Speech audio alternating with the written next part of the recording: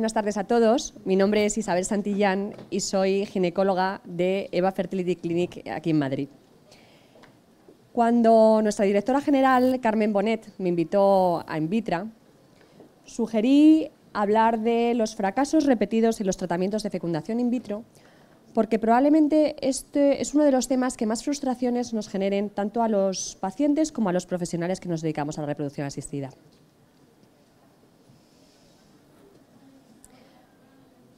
¿Y qué es un fracaso en fecundación in vitro? Pues un fracaso en fecundación in vitro puede ser cuando no obtenemos óvulos, cuando obteniendo óvulos no conseguimos embriones, o bien no se produce implantación, o habiendo implantación no conseguimos un embarazo, o en última instancia se producen abortos y no tenemos el último objetivo de nuestras técnicas, que es un recién nacido en casa.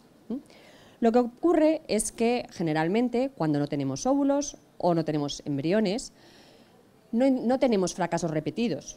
Hacemos un intento, o dos como mucho, pero si realmente no tenemos embriones, no tenemos óvulos, lo estudiamos, no encontramos ningún factor, se recomienda pasar directamente a óvulo de donante. Pero sí que es verdad que cuando tenemos embriones aparentemente buenos, pues los ponemos y a veces no conseguimos embarazo. Los volvemos a poner, no conseguimos embarazo. Y como nos parece que los embriones son buenos, insistimos y tenemos lo que llamamos fallos implantacionales. Entonces, por eso en esta charla me voy a centrar precisamente en el fallo repetido de implantación. Siempre hemos oído que la primera niña nacida por fecundación in vitro fue Louise Brown en 1978.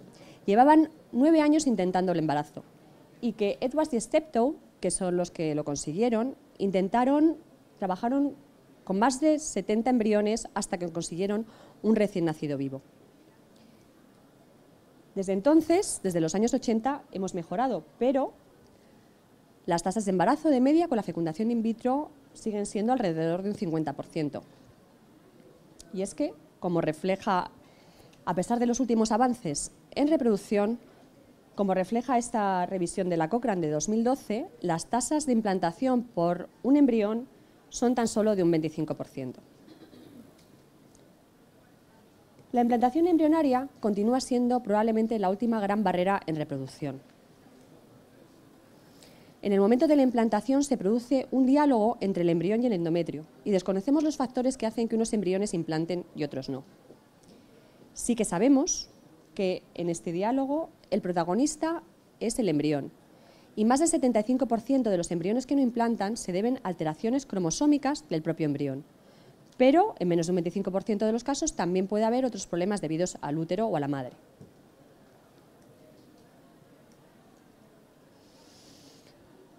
Uno de los primeros problemas que nos encontramos cuando tratamos el fallo de implantación repetido es la falta de consenso en su definición. Pero sí que pensamos que cuando después de 3 transferencias con embriones de razonablemente buena calidad no conseguimos embarazo, tenemos que pensar en otros factores. Como decía, la causa más probable, la causa más frecuente es que el embrión esté mal cromosómicamente. Sabemos que la información genética se codifica en la doble cadena de ADN y cada fragmento de ADN que es capaz de expresar un carácter, una proteína, se denomina gen. A su vez, la cadena de ADN se estructura formando unos ovillos que se llaman cromosomas. Pues bien, un embrión puede estar mal porque haya un error en el gen que codifica una proteína, eso se llama una mutación, porque los cromosomas tengan alguna alteración estructural, es decir, les falte un trocito, les sobre un trocito, intercambien algo, haya 3 cromosomas donde tiene que haber solamente 2, o simplemente porque expresen características que no faciliten la implantación. Estos que no son errores, son normales, pero que dificultan. Eso sería un polimorfismo.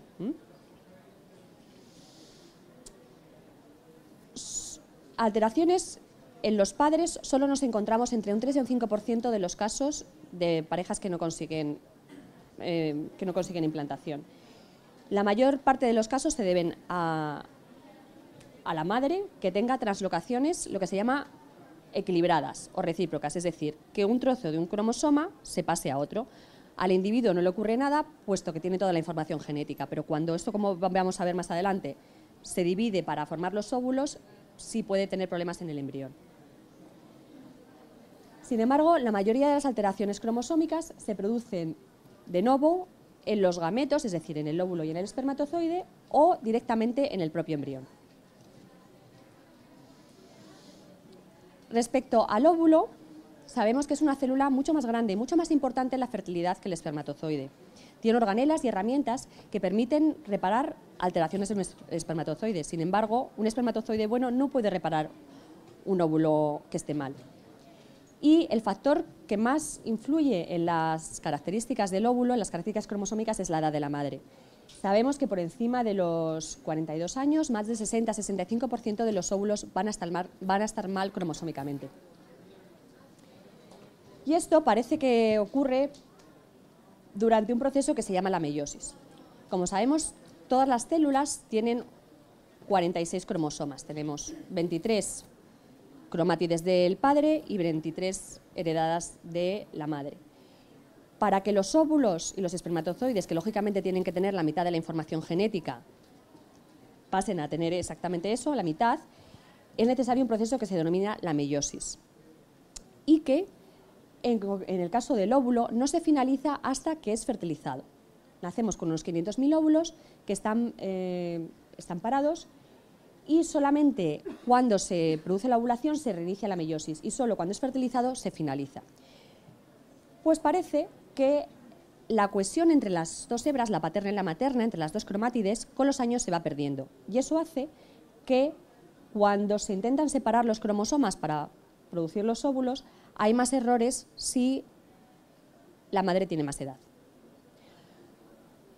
Por eso, cuando hay fallos repetidos de implantación, por encima de los 38 o los 39 años, lo que se suele recomendar es o bien hacer un diagnóstico genético preimplantacional o bien directamente pasar a óvulo de donante. Pero no siempre es el caso. Respecto a los espermatozoides, aunque es verdad que el óvulo es la célula más importante, también, lógicamente, influyen. En los últimos 50 años, en el mundo occidental, se ha observado un empeoramiento significativo de las características seminales. Siempre hay espermatozoides que están mal cromosómicamente y siempre hay pequeñas roturas en la cadena de ADN, lo que se llama fragmentación. Pero cuando esto es más de lo normal, pueden generar embriones que no implanten. Y uno de los factores que se especulan que sería la causa de este empeoramiento serían los factores ambientales. El tabaco, el alcohol, los pesticidas, los plásticos, etc. Y como decía, también la alteración cromosómica se puede producir directamente en el embrión. En el embrión las células se están dividiendo continuamente y a veces puede haber alguna célula que esté alterada, incluso que se siga dividiendo. Y es frecuente que en determinados embriones nos encontremos que a lo mejor unas pocas células están mal y el resto de las células están bien. Esto es lo que se llama un mosaico y es una de las grandes limitaciones del diagnóstico genético, que a lo mejor biopsiamos una célula que justo es la que estaba mal o justo es la que estaba enferma. Pero el embrión tiene cierta capacidad de reparar sus propias alteraciones, sus propias células anómalas. Pero en ocasiones esto no ocurre y o bien están todas las células anómalas o bien no es capaz de repararlo y puede dar simplemente no implanta, ¿vale? Y como decía, por encima de los 42 años, más del 70% de los embriones van a estar alterados cromosómicamente. Sin embargo, aunque menos de un 25% de los casos puede deberse a factores uterinos. Entonces, descartado el factor etario, también tenemos que mirar que no haya grandes pólipos, grandes miomas dentro del útero que nos dificulten la implantación. Esto con una ecografía convencional se ve sin problemas. Pero en ocasiones todo es aparentemente normal. Y en estos casos de más de 3 transferencias pensamos que es necesario hacer un estudio exhaustivo. En nuestro protocolo incluimos las siguientes pruebas. Cariotipos tanto del padre como de la madre, como hemos dicho, para descartar que, aunque es raro, puede haber alteraciones cromosómicas. FIS y fragmentación de los espermatozoides. El FIS es estudiar los cromosomas de los espermatozoides, unos cuantos cromosomas de los espermatozoides, y fragmentación es ver qué porcentaje de la cadena de ADN tiene estas pequeñas roturas. Si es más de un 30%, a veces con antioxidantes y con determinadas técnicas de laboratorio, como pueden ser filtrar los espermatozoides con planchas magnéticas o seleccionarlos con un microscopio de más aumentos, conseguimos mejoría. En última instancia, siempre el diagnóstico genético preimplantacional. Estudiar la cavidad uterina. Realmente con la ecografía hoy en día casi todo se puede ver, pero si tenemos alguna duda, pues siempre se puede hacer una esteroscopia, que es ver el útero con una cámara de vídeo por dentro, o la tendencia actual, que es una ecografía de 3 dimensiones, a veces incluso introduciendo un poquito de suelo fisiológico, un contraste, con lo cual podemos ver pues, si existe algún pólipo, alguna malformación, algo que pueda justificar. Hasta en un 30% de las mujeres con fallo implantacional hemos encontrado signos de infección crónica, de endometritis crónica. Y además, en nuestra propia casuística hemos encontrado que en las mujeres con fallo implantacional tiende a haber una alteración de la fase madurativa del endometrio, por lo cual nos parece muy importante siempre hacer una biopsia endometrial. Esto se puede hacer en la consulta simplemente con una cánula de Cornier, se toma una pequeña muestra y se analiza. Las trombofilias son estados que hacen que la sangre coagule más de lo normal. Se ha intentado relacionar trombofilias alteradas con fallo de implantación y con aborto de repetición. Pero realmente la única que ha demostrado claramente esta asociación es el síndrome antifosfolípido, que es un problema realmente inmunológico. Se producen unos anticuerpos y hace que se formen coágulos más de lo normal y se relacionan, aparte con trombos y demás, con niños que se mueren antes de tiempo y abortos y fallos implantacionales. Y el estudio es muy sencillo porque es simplemente determinar los anticuerpos en sangre materna, con lo cual se debería hacer de rutina siempre que tenemos un fallo implantacional. Y por supuesto las hormonas tiroideas. Cada vez hay más estudios que encuentran que cuando la TSH, la estimulante del tiroides, está por encima de 2,5, las posibilidades de embarazo nos bajan. Pero en ocasiones todas estas pruebas están bien y seguimos sin tener embarazo. Todas estas pruebas son las que están validadas y recogidas en los protocolos asistenciales. Pero también hay otras técnicas que nos pueden ayudar, aunque son más novedosas, tienen menos evidencia, pero no por ello son menos ciertas, como puede ser el abordaje de la ventana implantacional. ¿Y qué es la ventana implantacional? Es el periodo del tiempo en el cual el útero de la madre es receptivo al embrión, que es muy poquitos días, realmente solamente es entre 5 y 9 días después de la ovulación, solo en este periodo de tiempo más o menos es cuando el útero es receptivo. Pues bien, esta ventana implantacional la podemos estudiar a través de nuevas técnicas como son la genómica, la proteómica, la metabolómica y los estudios inmunológicos. En el momento que se produce la implantación parece que se expresan determinados genes, que no se expresan ni antes ni después. Y esto se puede estudiar también en la propia biopsia de endometrio que hemos podido hacer para descartar infecciones, podemos mirar también esto. Si en determinadas pacientes esta ventana implantacional está adelantada o está retrasada, eso podría justificar que cuando estamos poniendo los embriones el útero no es receptivo. Además, el embrión preimplantacional es capaz de sintetizar pequeñas moléculas que se llaman microRNAs, que parece que son capaces de inducir en el útero de la madre la expresión de genes que facilitan su implantación.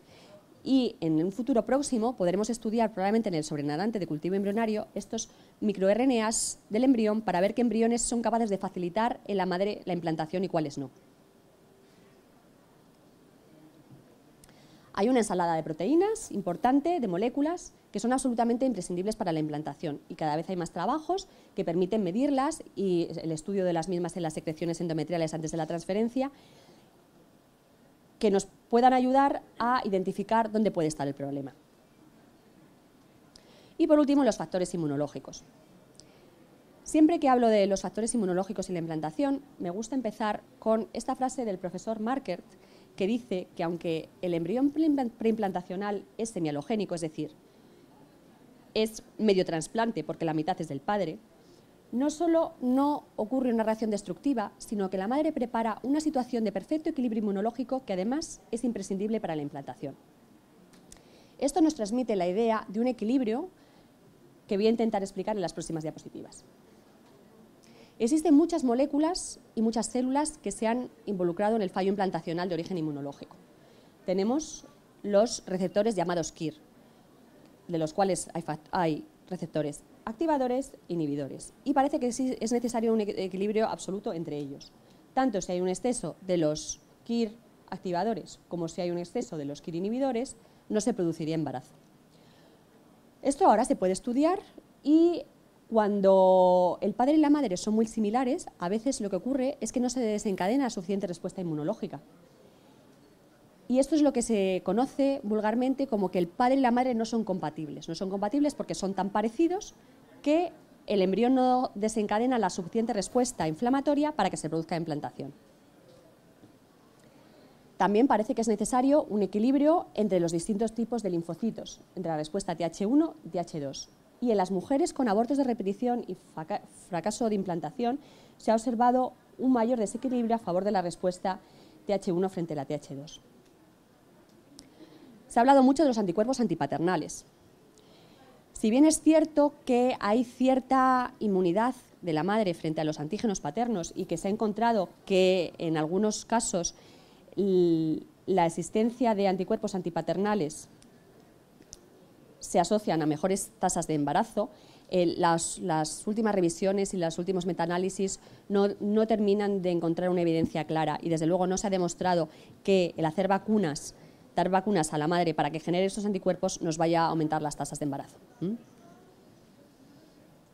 Curiosamente, en algunas mujeres que están asintomáticas y que simplemente lo que pasa es que no se quedan embarazadas, les hacemos los anticuerpos de la celiaquía y nos encontramos que tiene una celiaquía latente y es que se ha relacionado con los abortos de repetición.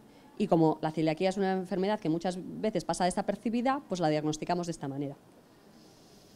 Pero de todos los factores inmunológicos que se han relacionado con el embarazo, con el aborto de repetición y con el fallo implantacional, el que más evidencia en la literatura tiene son las células natural killer. Las células natural killer se llaman así porque son capaces de generar la destrucción celular de forma inmediata, sin necesidad de que medie ningún otro factor. Simplemente cuando lo que reconocen no es propio, lo destruyen. Existen en muchos tejidos del organismo, más frecuentes en sangre, pero también en el útero. Los marcadores que las caracterizan son unas proteínas que están en la membrana, que son como las identificamos, y los más importantes son el CD56 y el CD16. Y dentro de las natural killer, las células natural killer uterinas se caracterizan por tener una gran expresión de CD56 y débil de CD16. Por eso se las llama, según en inglés, CD56 bright, CD16 dim. Hay otras que se llaman parecidas a las natural killer like, que tienen además el CD3 y se caracterizan por ser especialmente agresivas, especialmente citotóxicas.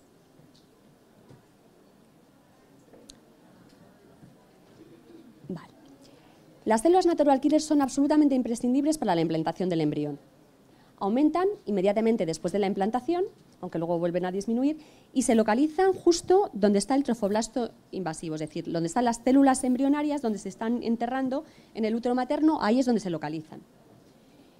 Producen proteínas que son absolutamente imprescindibles para la supervivencia de las células embrionarias y además ayudan a que se formen vasitos alrededor de donde se implanta el embrión para que le llegue mejor la sangre. Sin embargo, las células natural killer uterinas no se sabe muy bien de dónde proceden. Se ha especulado que vendrían de las sanguíneas, pero también hay publicaciones que sugieren que se sintetizan de nuevo en el útero a partir de células madre progenitoras. Entonces, aunque son absolutamente imprescindibles, encontramos trabajos que relacionan un exceso de células natural killer, tanto en sangre como en endometrio, con aborto de repetición y fallo implantacional. Y sin embargo, los metaanálisis no terminan de ser concluyentes y nos dicen que no debemos medirlas de forma sistemática. En este metaanálisis, por ejemplo, de más de 1.100 trabajos, solo 22 pudieron ser incluidos. Y uno de los factores que hacen que los metaanálisis no sean claros es que, aparte de que los trabajos son muy heterogéneos y suelen incluir un escaso número de pacientes, tienden a englobar en el mismo saco el fallo implantacional recurrente y el aborto de repetición. Algunos trabajos incluso consideran fallo implantacional cuando después de transferir solamente hacer solo una transferencia. Y tienden a utilizar como controles pacientes infértiles. Y sobre todo existen grandes diferencias en puntos de corte, es decir, no sabemos exactamente qué es normal en cuanto a las células natural killer, sobre todo a nivel uterino. Para intentar arrojar algo de luz en ese aspecto, hemos hecho un estudio en 90 mujeres, de las cuales 73 tenían un fallo implantacional, considerando como tal más de 3 transferencias, con embriones de buena calidad, etc. Y en todas estas pacientes hicimos este protocolo incluyendo todos los estudios. Y nos encontramos que de todo este grupo había 32 pacientes en los cuales todas las pruebas eran absolutamente normales. El FIS, la fragmentación, los carotipos de los padres, la biopsia de endometrio, el cultivo, todo normal. Si no habían terminado el estudio o tenían cualquier otro problema inmunológico, también las descartábamos. Pero en este subgrupo no había absolutamente nada que pudiera justificar el fallo implantacional. Y entre 5 y 9 días después de la ovulación, las hacemos una biopsia de endometrio. Y de forma paralela a 17 donantes de óvulos, también les hicimos fértiles, que hubieran tenido por lo menos algún hijo sano, ellas mismas, les hacíamos también una biopsia de endometrio. Y estudiamos en el mismo momento las células natural killer sanguíneas y las natural killer uterinas, por distintas técnicas, por inmunohistoquímica en el útero y por otra técnica, por citometría de flujo en sangre. Y lo que encontramos fue lo siguiente. Había diferencias entre los distintos grupos de pacientes, es decir, las de fallo implantacional idiopático, es decir, las que se había descartado todo y con las donantes, y el resto de las pacientes. Había diferencias entre los grupos, pero esas diferencias se debían a que las mujeres en las que no encontramos absolutamente ninguna otra causa que explicara el fallo implantacional tenían con frecuencia un mayor número de células natural killer en la inmunohistoquímica. Cuando estas células natural killer, en vez de estudiarlas como número de células por campo al microscopio, las estudiamos como porcentaje, también encontrábamos que había diferencias solo con el grupo de pacientes en los cuales habíamos descartado todo lo demás. Y la relación de las natural killer con las glándulas epiteliales también era más intensa en el grupo de pacientes en el que todo lo demás era normal. Respecto a las células natural killer sanguíneas, también encontramos que estaban algo más elevadas en las mujeres con el fallo implantacional idiopático o desconocido. Pero quizá lo más importante de nuestro trabajo, porque no somos los primeros que publicamos un mayor número de natural killer en sangre o endometrio, es que estudiamos la relación entre las de sangre y las de endometrio para ver hasta qué punto tienen asociación, porque muchas veces no podemos hacerlas en el útero, entonces hasta qué punto las de sangre pueden ser útiles o no. Y en contraste con el trabajo de Susan Laird, que compara las de sangre y las de endometrio en mujeres con aborto de repetición, concluyendo que no hay asociación, nosotros encontramos una cierta asociación, positiva pero muy débil. Sobre todo, esta asociación es más intensa en el subgrupo de pacientes con fallo implantacional idiopático. O sea, no globalmente todas las mujeres, pero sí cuando tienen este problema. Y cuando comparamos el estudiar las células natural killer en sangre y estudiarlas en endometrio, para intentar buscar un punto de corte nos encontramos lo siguiente.